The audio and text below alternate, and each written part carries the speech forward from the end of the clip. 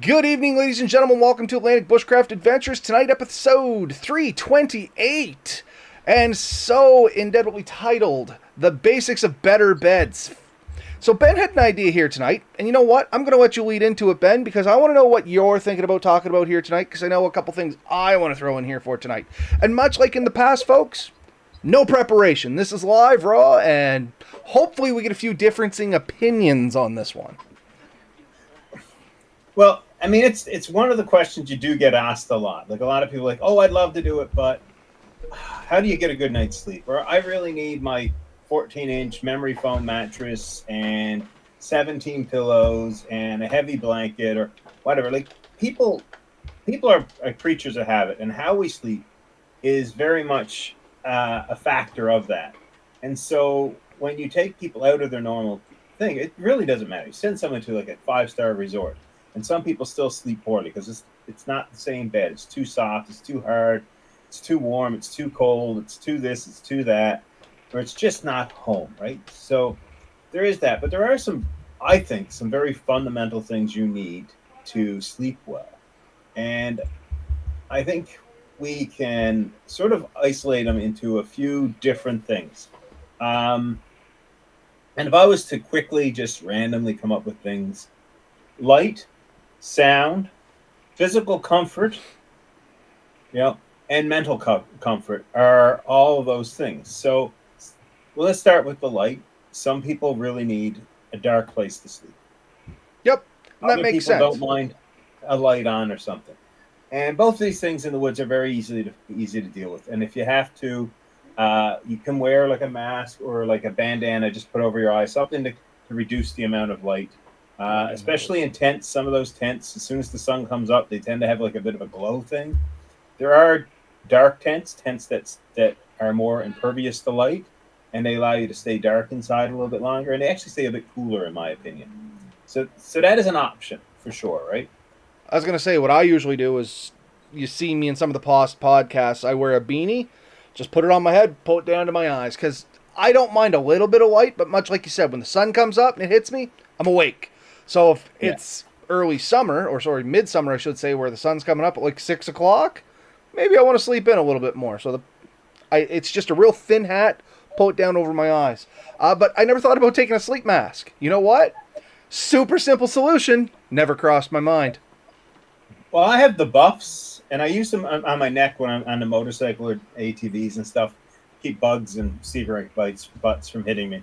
Uh, and and if you just take that too, you can bunch it up, just put it around your eye, and it'll act as a blindfold. So anything to keep this the direct light out of your face sometimes helps. It doesn't bother me too much, but it is something I've tested and tried. So yeah, one of the things people definitely need to deal with is the light. And if you're outside during the summer, the days are really long. In the winter, it's much less of a problem. But you do get like a good moon and a good night with a good moon. It's still pretty bright out. Some people will struggle with that. I was gonna say, Um, super clear night, full moon in the winter with fresh snow. That's pretty bright. yeah, no, it is. Um, and if you do need a little bit of light, there are some pretty simple solutions. We've both talked about the little candle lanterns. They're good for like 8 hours. You can easily hang those close to where you sleep. Hopefully, far enough away if you move around, you won't accidentally tip it over and cause a problem. And you do want to keep them pretty steady, otherwise the wax spills off and it makes a mess. It's horrible. A lot of LED lights can go in a very low setting. Some of the O lights, I think, can go for like 120 hours on I the was gonna lowest say, I do setting. have one here somewhere. So those are some options too, for sure, right? Like definitely consider something like that, or just the glow stick. Um, I know a few people who've taken glow sticks on trips. You just break them before night and you leave them in the area. Yeah, Yeah, so that's not like super this bright. is supposed to be good for 65 or 70 hours or something, which I know Yeah, I'm shining in the camera and it looks fairly bright to everybody that's out there viewing, but just into contrast, like it's significantly less than what. Oh nope, that's still on low. Hold on, hold Robert. There we go. That's still significantly less than this is low power on this yeah, flashlight.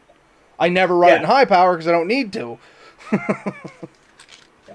So those are some things you can do about light. Light's relatively easy to deal with. Um, Did I say sound? Because if I didn't, it should Yeah, be. you did say it is one of the things you want to talk about. Yeah. So let's talk about sound next, because that's sort of easy to deal with. Little foam earplugs weigh virtually nothing, can definitely knock down louder noises.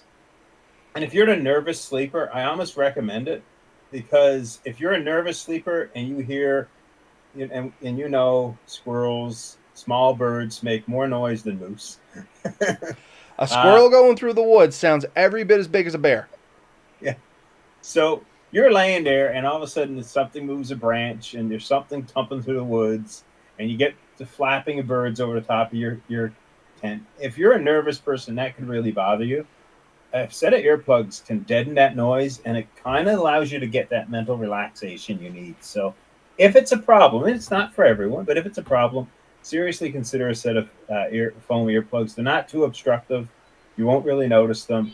I would recommend one per night, because they do kind of get dirty pretty quickly, and just toss them out. If you want to spend a bit more money, you can get the reusable ones. They're a little bit better, made of silicone. They're form fitted to your ears. Those are cleanable. And there's different levels. There's a cheaper silicone ones you can clean that are universal. Uh, but yeah, any of these methods can keep the sound down. If you need, go ahead. No, I was going to say a product out there which we've actually done a bunch of research in for Lily because of the auditory issues that come with autism. There's a company out there that's called Flair, Flair, and they make hearing protection, but there's a specific insert into your ear that knocks back a significant amount of the decibel, but not everything. So I do know some people don't like the feel of earplugs in because they don't like that, that rushing feeling inside their ears. Sometimes the sound itself makes people go a little uncomfortable, especially if you got tinnitus or something like that. Like I got mild tinnitus from all the crap I've done in the past, and if I put earplugs in, like all I hear is the hum. You know what I mean? Yeah. But I found with these Flair ones, and I stole Willie's to try them for a minute, they knock just enough back that you don't hear the sharp noises, so like the leaves crunching and stuff like that, but you'd still hear the wind in the trees, if that makes any kind of sense. Yeah. Yeah. I mean, if you think of it, a lot of us have noise canceling headphones anyways, and they do something similar, right? So there's options like that. But some people also need a little bit of white noise. And I don't have great solutions for that. Bluetooth speakers, things like that, just, you can run a thing. But it is going to drain a battery, so if you need white noise, just be aware that that's kind of one of the things. I don't have a better solution long term. You know what works really good for white noise? Just here in Nova Scotia, I know at least. If you get one of those portable radios, the ones that are solar, crank, whatever, usually have the weather channel in them. They can charge up through solar, or you can crank them. They last forever. And if you turn them to the weather channels, at least here, half them don't work. Turn the noise down, you basically got static noise. Works great. Yeah. Me, myself, I don't like... I want a little bit of white noise, but I would just like the breeze through the trees. But like Lily now, if I'm here doing the podcast and she's trying to be in bed, she's got a white noise machine on in there. And that's basically all it is. Like it just makes a static noise, which is exactly what my radio makes when it's on the weather channel. So that might be an option. Just food for thought. Quick comment here. Steve, the Drifting Spore, once again, if anybody hasn't checked him out, be sure to look at his YouTube channel. I have had trouble sleeping next to a brook. I bring earplugs now, which is what we were talking about there. And one thing that comes to mind, and two sides of this coin, I guess, is when we were at the waterfall, we realized that got really noisy really fast. And it's one of those things. It'll either drive you completely insane or it'll be the best sleep you ever had. And I think the cold was more of a factor for us when we were there. Yeah. But the other thing that comes with sleeping next to rivers and stuff like that, especially if you're already a little nervous of being in the woods, and we've talked about this in the past, simply rocks moving underwater can sometimes sound like animals or voices or things like that. So if you're already a tiny bit nervous, the earplugs are going to cancel some of that stuff out, and it's just going to give you a little bit more peace of mind, hopefully. Once again, there's the other side of that coin where if you put them in, you get that closed-in claustrophobic feeling, especially in the pitch black of night. So bring them, try them. If it starts getting a little freaky, at least you can just pop them out, right? And a lot of this will come up later, because I think the last thing we're going to talk about is mental comfort, and that's feeling safe while you're in the woods. So the next is overall physical comfort. We covered sort of light, and we covered sound, and those are two external factors you really have very little control over. Physical comfort can be broken down a little bit further. And the two major things for me is what I'm laying on comfortable, and am I warm or am I cold? So you got temperature and the physical comfort of what you're laying on. Now, to talk about the physical comfort of what you're laying on.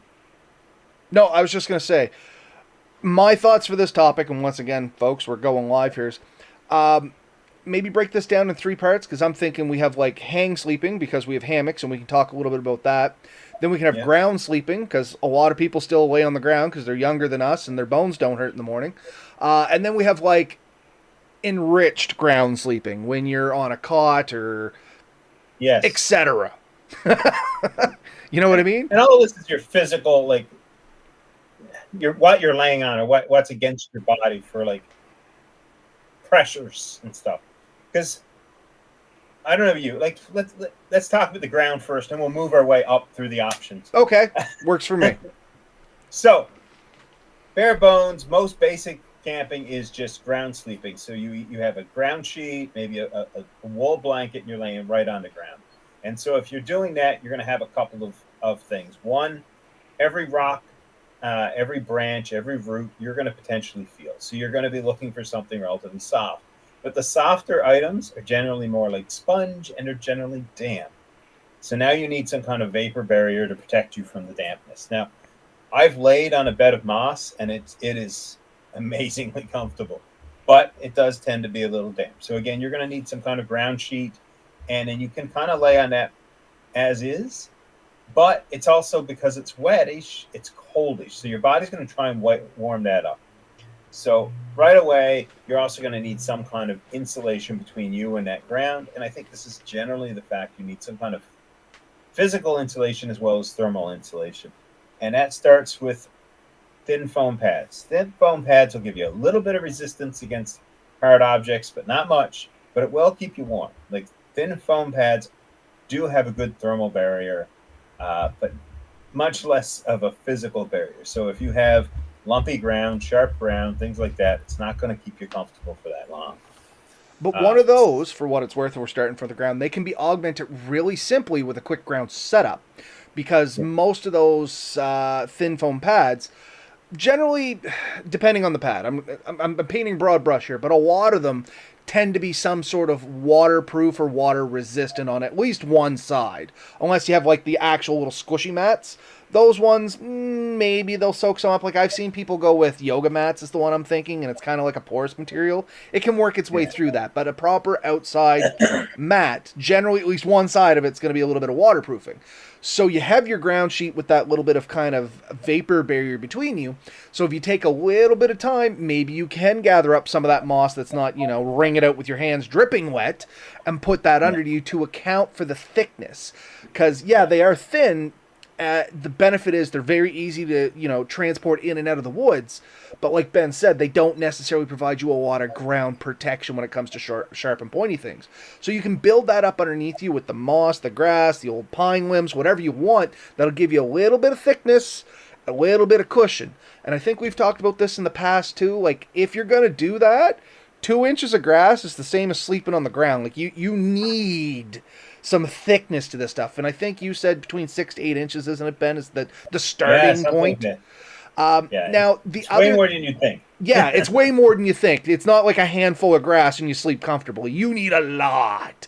But, I mean, you can use grass. You can use dried leaves, moss. You can put a lot of stuff in there, keeping in mind to shake it out for bugs and spiders and all that stuff if that's a concern. But the other thing you can do to try and keep your materials in a spot, and something I used to do when I was younger and slept on the ground more, I would take 2 fairly good-sized logs, either fresh or ones I found that weren't rotted and dirty and gonna mess everything up, put them on either side and lay all my materials into them. And I found I slept cozier because, don't know why, you got the old cradle feeling. You know what I mean? You're kind of nestled in between 2 things, all smothered into your sleeping bag, and it's just like being back in the cradle. And man, I used to sleep so good that way. No, 100%, and that very much does work.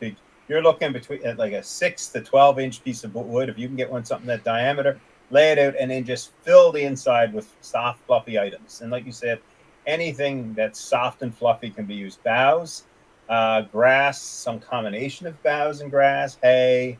Um, Make sure that what you're doing is has no bugs or insects that you're worried about, but also really make sure it's nothing that's like stinging nettles and things like that, Poison because that can, ivy. it's been done, right? Oh, absolutely. Leaves, especially if you can get dry leaves, like in the fall, as soon as you can gather up tons of those. Now they don't offer a lot of strength, so you really need like Yeah, 12, you're like 16 inches. 12, 14 inches of those suckers. But if you have a couple of like tarps and you can kind of wrap it inside the tarp, you get a bit of the tarp kind of catch some of that air, and it kind of makes its own like air mattress type deal. So that kind of works. That is the next option, air mattresses, and you can get the thin, ultra light ones. They don't give you a ton of physical protection. Again, if there's rocks and pokey things, they're going to poke up through it, but it gives you a better insulation and a lot of small things. So like small rocks, you won't feel on those. Bigger rocks, you're going to feel. And then from there, you can go to like a 6-inch or a 12-inch mattress. Those are heavy, awkward, and take a hell of a lot of air. But if you're car camping, definitely really is an option, and tons of people using car camping. And you can sleep on some pretty horrible ground and not even know it. I love an air mattress, but there's one major drawback to a lot of air mattresses. Have you ever had I'm going to sleep on an air mattress and you wake up feeling wet sensation?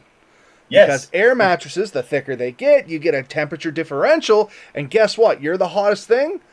It's at the top. Guess where all the moisture's going to condensate?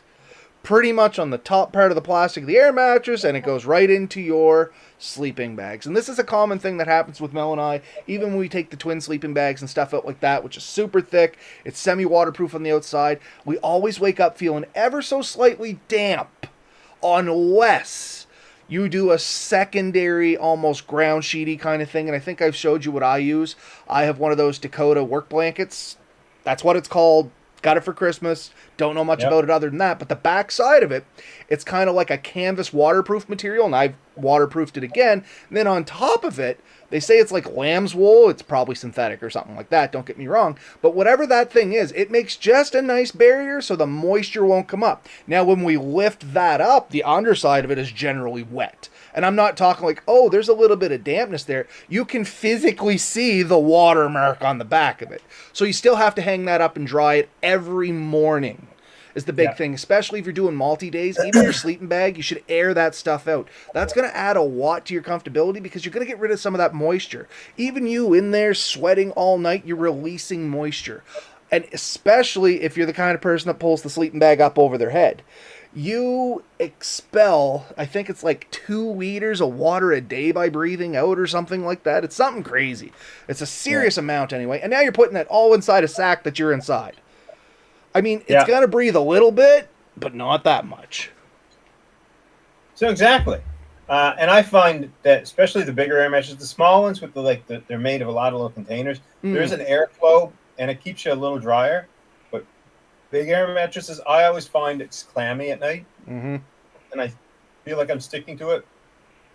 Like you mentioned, or a wool blanket, you need something that really allows a breathing between you. So you want to put something, it can't just be a thin sheet. It needs to be something with some bulk to it to separate you from the mattress so your skin isn't as close, because it is clam. It's a vapor barrier, and anything coming from your skin, it can't go through that. It's going to get trapped between, and that's where it lives. No, I just want to add one last thought on that. Even just using the bottom of your sleeping bag where that compresses so much and gets so thin, it helps. Still, you're going to wake up feeling damp. You're better off getting something like I just talked about. It's got like a waterproof barrier on its own and then a little bit on top of that. Again, I know you're double waterproof in the vapor barrier, but it does just keep an area to trap it. Even like Ben said, a wool blanket, something that's a little bit thicker, it will allow that air to flow under. Sleeping bags, and nobody can see what I'm pointing at, but I got 3 sleeping bags hanging in the corner.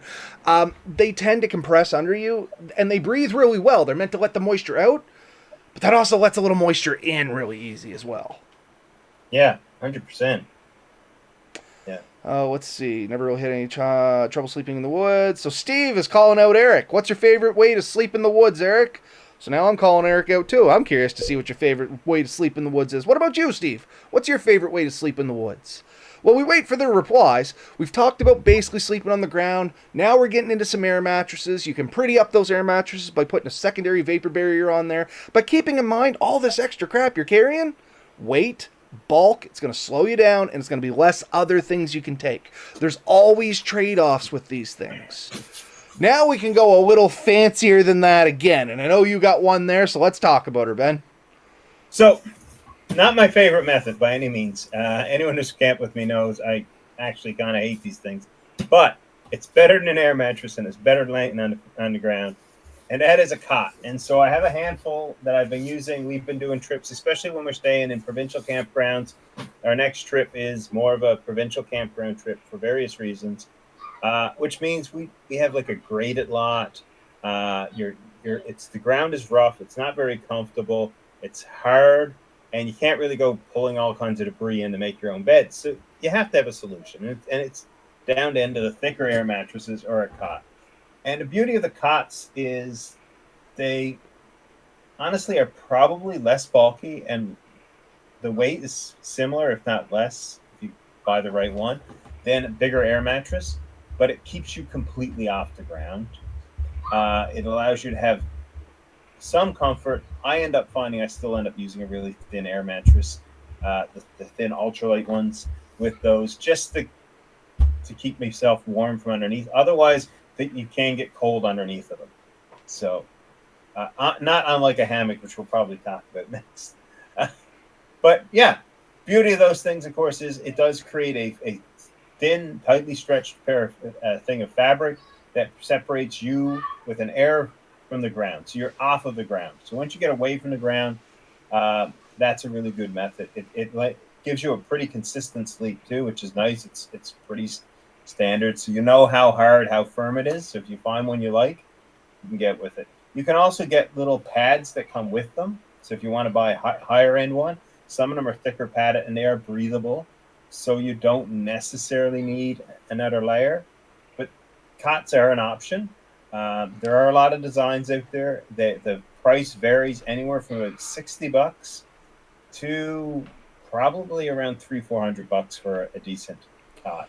I was going to say, the one beauty of some cots is I know there's a complete camp system that includes a cot. Like it's a cot with a tent that builds around it, and it's an all-encompassing system. And if that's the way you like to sleep, that might be an option for you too. Much like Ben, I'm not big on... Oh, you have one? Yeah. Oh, okay. I do. I have one at the camper. I've used it 4 or 5 times. They are a good system. Yeah, it's a complete cot. Sits you about a foot off the ground, so it's easy to get in and out of. And there's another advantage of higher cots. Low cots, you're still down on the ground. You almost have to get on your hands and knees to get there. You don't want to fall on them. You can break them pretty easily. I have done that. Higher cots, you can get them that's probably like, chair height.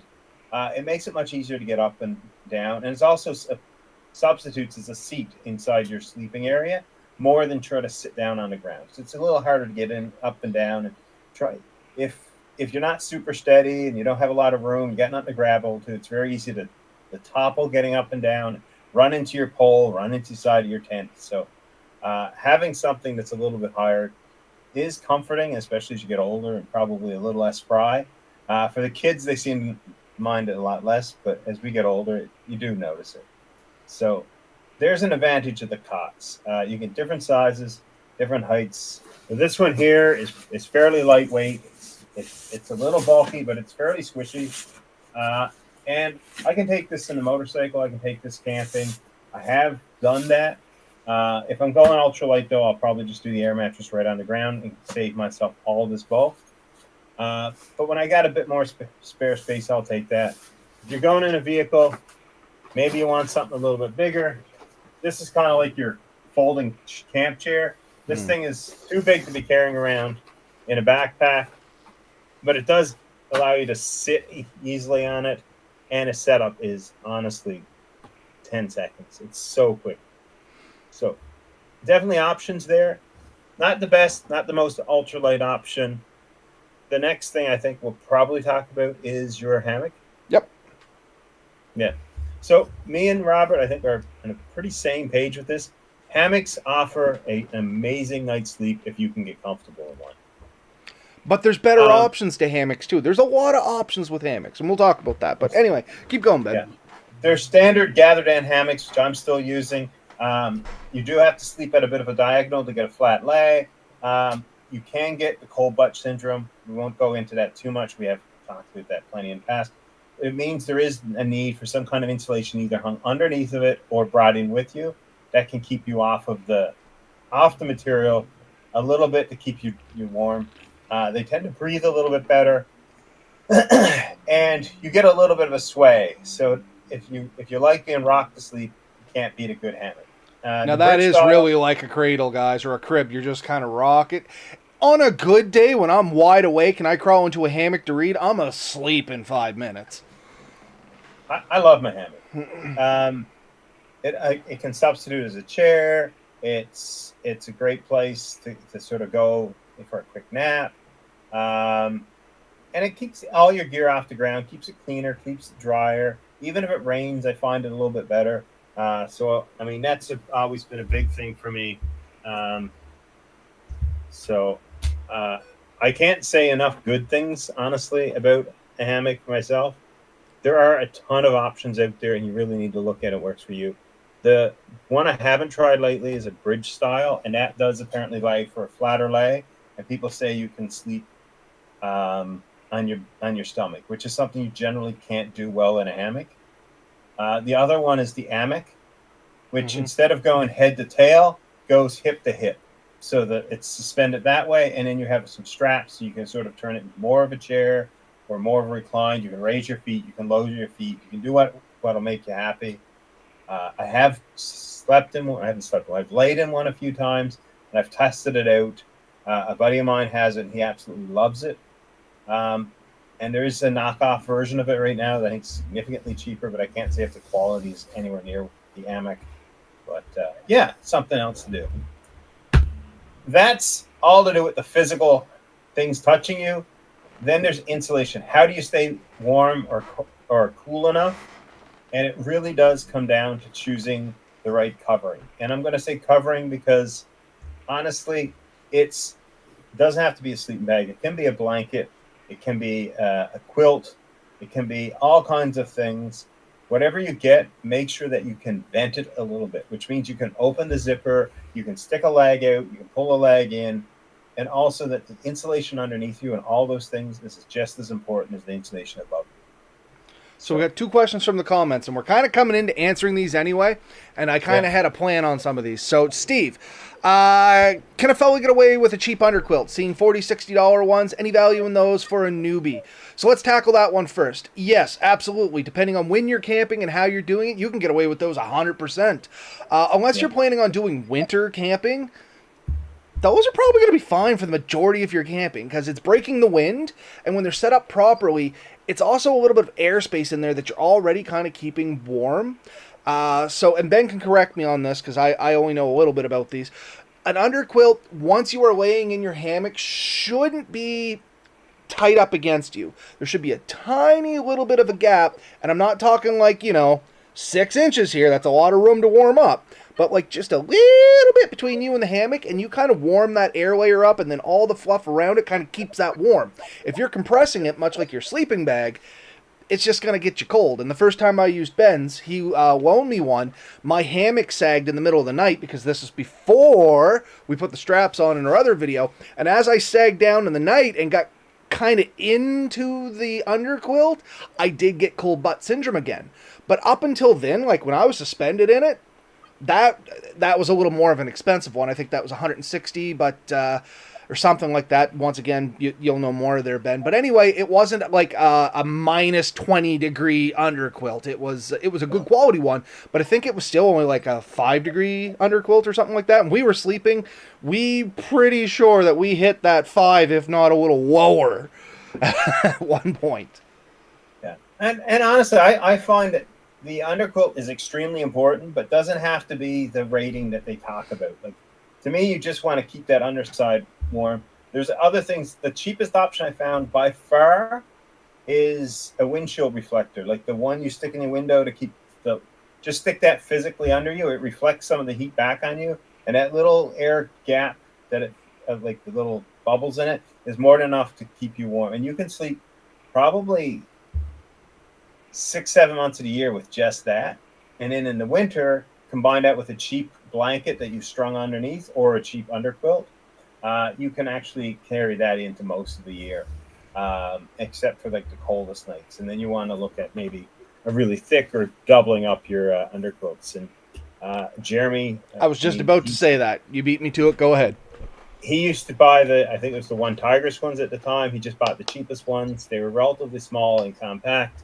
And he just had 2 or 3. And he said he just reached down. If it got too hot, he'd reach down and pull one off, and it would just sort of suspend next to him on his far side of his hammock. And then if he needed it, he could sort of reach down and reassemble it.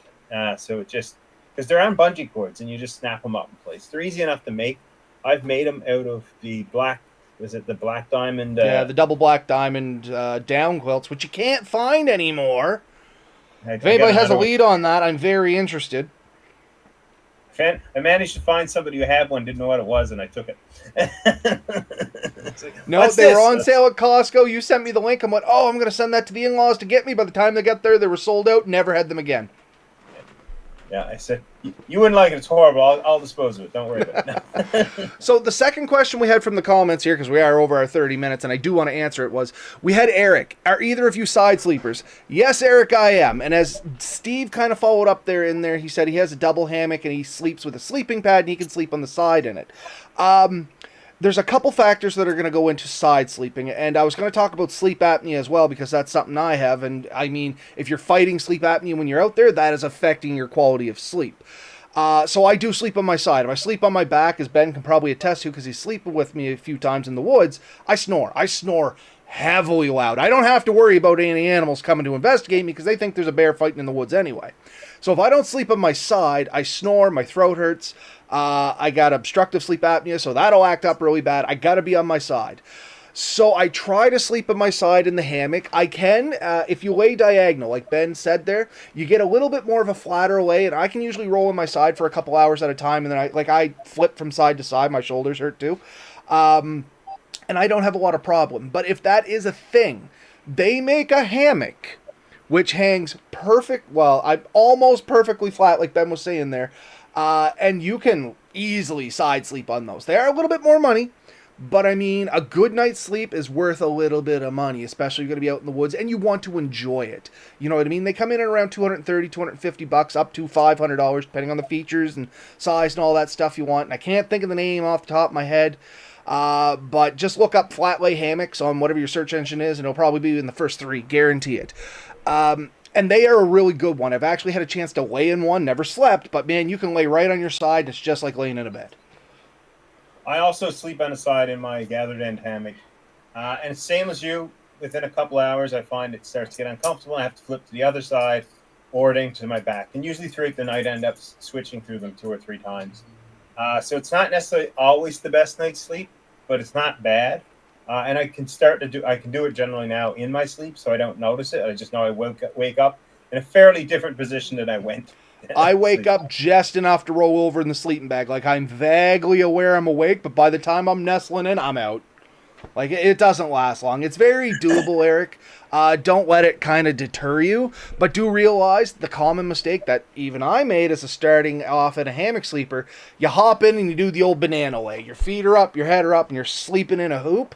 That's not comfortable. That's what turns a lot of people off from hammocks. It's great to take a little snooze or just relax in the backyard. It's not good for long-term sleeping. You do really got to, like, if your hammock, and I'm trying to do this on a camera, but if your hammock kind of lays like this, if this is the diagonal of your hammock, you're going to want to offset that just a little bit. It spreads the hammock out, makes it a little wider, gives you a little bit more room, and you kind of become the ridgeline. It makes you kind of pull the whole thing up and sleep a lot flatter. Kudos to Ben, who was the one that taught me all about this, but that's kind of how it works. I want to make one comment about the money thing. And you're sleeping away from home. And most times we're sleeping away from home. For me, I'm either camping, or I'm sleeping in a hotel, or I'm sleeping in a stranger's bed. You know, like you're staying at family or friends or something, and you crashed in there somewhere. These things, a hotel room now costs what? 150. Oh gosh, for a cheap one, we stayed at the Holiday Inn Express, and I'm using real numbers here, folks. We stayed at the Holiday Inn Express. When were we there, Mel?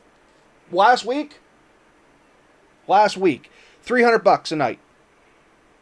So, $300 a night to sleep in a bed that probably 600 people have slept in. Yeah, or more. It was one next to the hotel, the airport. Funny enough, Lily wanted to go watch airplanes. So we took the Holiday Inn Express, which faces the airport. Loved it. To be fair, we did rent a junior suite. So it had like a sitting area and a separate bedroom. So it was a little bit upgraded. But I mean, one bed. That's it. One bed and a pull-out couch. We're not talking like 2 fancy beds and a whole bunch of stuff. It was a bed for Lily with a window so she could watch the planes, with a door we could close, and we could go to sleep. So, my hammocks, and people may make fun of me for all my hammocks, and I have a few. I have slept a lot of nights in my hammocks. And if you add them all up and divide them out, they are significantly cheaper than the sleeping in a hotel room. 100%. One night's sleep at that hotel would buy you a real good hammock. And I have to say, like, if you look at my whole setup, like, yeah, you're a couple $100 for a decent sleeping bag, up to $1,000 easily. Under quilt, probably anywhere between $60 and $200, maybe more if you want down and all that. But to have a really good setup could cost you $2, maybe even $3 potentially. If you're looking for the most ultralight backpacking setup, you are going to invest a bit of money. But if you do it for 10 nights, say your whole setup costs $3,000, you do it for 10 nights, you got your money's worth. All of a sudden, and over the life of that hammock, you're probably going to have more than 10 nights in it. You know what I mean? Like, it does happen, unfortunately, with a lot of people, but those that like the outdoors very rarely buy something and use it once. You're buying it for the longevity. So for years, and this was an honest attitude I had, I could pay, say, $5 to $10 for 1 week to go down south and not remember it all. Right? A lot of people do this. I know they do. And I'm not judging you if you do. No, to each their own, man. To each their own. But I can take that same amount of money, buy myself a wicked-ass setup, and I can do 2-3 trips a week or a year for a week each time and absolutely love it, and do a bunch of little weekends too. And after that, like, it's paid for, it's just gas to get there. And food, I was going to eat food anyways, whether I eat it there or eat it out. You still have to feed yourself. So, not to interrupt, but the brand of that tent that I was talking about is Haven Tents. I looked it up while we were talking there, and this is a plug for them. We are not sponsored by them, but if they hear this, I would love, and I am shamelessly saying I would love a discount, because I've been eyeballing one of these for a long time now. But I have it on the website here. Oh, that ain't going to work. Let's go full browser. So this is the tent I'm talking about, and I know Steve and Eric are both joining us on YouTube here, so they can see the one I'm talking about for side sleeping. So this is it, guys. This is like a basic flat lay tent. As you can see, it looks a little different than your normal tent. They make an XL version, which is what I'd be going after because it has a little higher weight rating. But as you can see, they are significantly designed different so that you get a way flatter night's sleep. And I did get a chance to crawl inside one of these ones, or at least a version of one of these things that was at Mech one day. And guys, it is amazing. Like, I have one on my wish list, but as you see here, this one's going for, where's it at? It's running at $510 Canadian for the XL. Comes with the tarp and everything you need. It's a full setup to get in the woods and just go for it. But I mean, yeah, it's a little bit of money.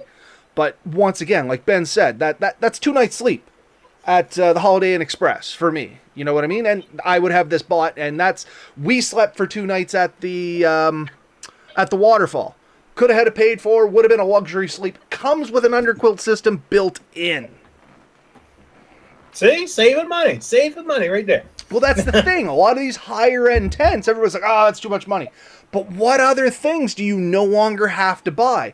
This comes with a pad, comes with a flat sleep, comes with an underquilt system, comes with a rainfly. It is a grab and go system at the end of the day. You add the rest of your gear, but your sleep system is basically taken care of once you throw a sleeping bag in it. 100%. So is it really that expensive? Once again, if you're listening to us, Haven, please reach out. I would love to own one of these things and test them out and brag about them 9 times out of 10. It's just not in the cards right now. It is coming, though. So, no, we're both along those lines. So those are some of the things. The last thing we want to talk about, we are going long on this episode, is the mental comfort. And that's the last thing. And we've mentioned it throughout here. I mean, all these other things is are you physically comfortable there? Like, are you mentally comfortable there? Like, once you get past all that stuff, if you're worried about where you're to, if you're worried about your safety, if you're worried about staying dry, if you're worried about things, it's going to be a lot harder to sleep. And so this is where good gear, good planning, and proper preparation really makes a big deal. Good gear and good planning means you're in a place that is safe, that you do have the safety equipment. So if you're in a place where there's bears, take bear spray. Make sure it's close by. I camp right now where bears are. I do have bear spray. Actually, both downstairs now.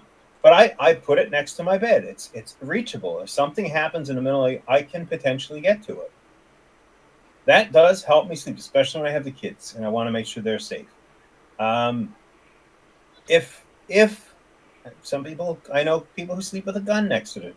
If that's what works, that's what works. Can I talk on that for 1 second? Yeah. I was one of those people. Lived in the country, always carried a little 410 or shotgun with me. Just said, oh, it's there just in case. Here's the reality, folks. Unless you were in an area, and this is coming from experience, not just somebody blathering out, but unless you are living in an area like with polar bears, brown bears, grizzlies, cougars, like something that's actually actively potentially hunting humans, all you are doing is setting yourself up to shoot yourself or somebody else. You're either going to trip over it in the middle of the night and it's going to go off, you're going to roll over and it's going to scare the crap out of you, or you're going to fire blindly into the night at something that's probably just a passerby. Here in Nova Scotia, the worst thing I got to worry about is some coyotes and black bears, and I've already covered I snore loud enough. None of them are coming within 20 miles of me. I don't got to worry about that stuff. Literally, it became a hindrance. The big clarifying moment for me, and we're talking back when I was like 19, 20. I went to go out to pee. I had the gun next to my tarp, and I was tarp sleeping this time, and I knocked it over and it went off. I was done. I was done carrying them. You know what I mean? Like, it was just done, because everybody always told me, well, if you're going to carry it, you carry it loaded, because if it's not loaded, it's nothing but a club. You might as well carry a stick, and blah, blah, blah, blah, blah. And I listened to all this stuff. Honestly, carry a stick. Yeah, I'd just rather carry the stick and probably have a way better time and understanding. Bear spray, perfect thing. You can get dog deterrent spray, which is the same thing. It just shoots less distance, a little less powerful into the eyes. But I mean, it's going to deter most things. Yeah, you can get bangers too. Honestly, a cap gun is pretty good. You know, like the snap, snap, snap cap guns. Just a bell. Shake a bell. It's a strange, high-pitched noise. They don't like it. Here's those bear bangers that Ben's talking about. I actually got to take this out and test them. So there are a lot of options out there, but you do have to sit down and think of, what do I need? And you know, I can't tell you what's going to make you comfortable in your woods.